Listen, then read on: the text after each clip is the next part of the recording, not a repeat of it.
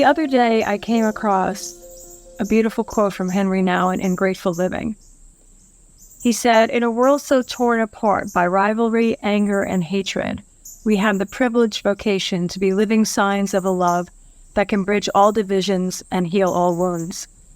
These inspiring words spoke to me as a way to define what it means to be a Christian, a follower of Jesus, and also reminded me of Paul's exhortation to the Corinthians that they were ambassadors for Christ, ambassadors of reconciliation to God and to one another.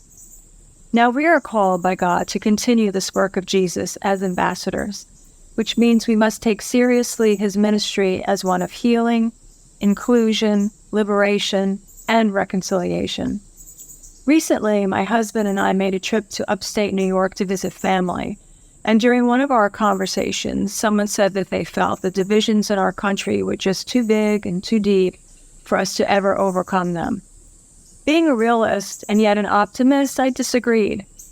I know the divisions that we are facing are monumental, but I do believe there's a way forward if we can put aside our biases, open ourselves to listen to what others have to say, and to respect their experiences. At least that's the beginning of the long, hard work of reconciliation.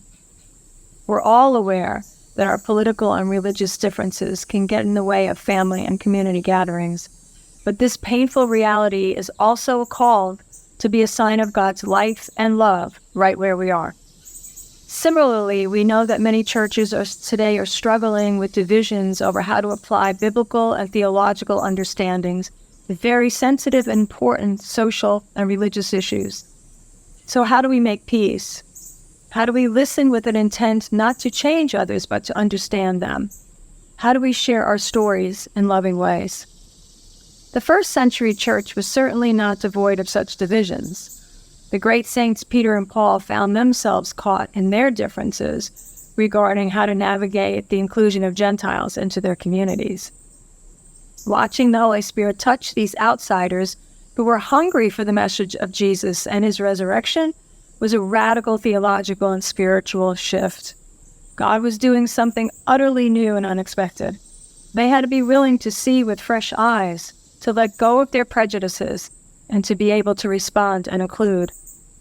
We may take this story for granted because we've heard it many times and we know it has a nice, neat ending.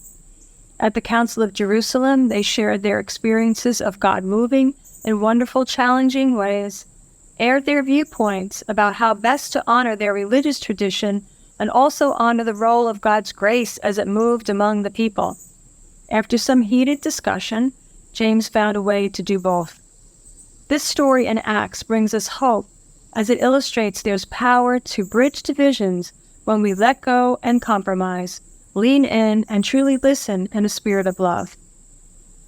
Nouwen called our ministry a privileged vocation and said that we are called to be living signs of a love that can bridge all divisions. Do we believe this is possible? To be ambassadors of Christ means we must act with justice, equity, and compassion to all we meet. It means we are called to love all. That sounds simple, but it's not easy. We are commissioned as disciples to bring God's shalom by respecting and honoring the other, whether we agree with them or not. The good news is that God freely gives us and everyone this love, God's grace, to empower and enable us to continue the work of healing and reconciliation.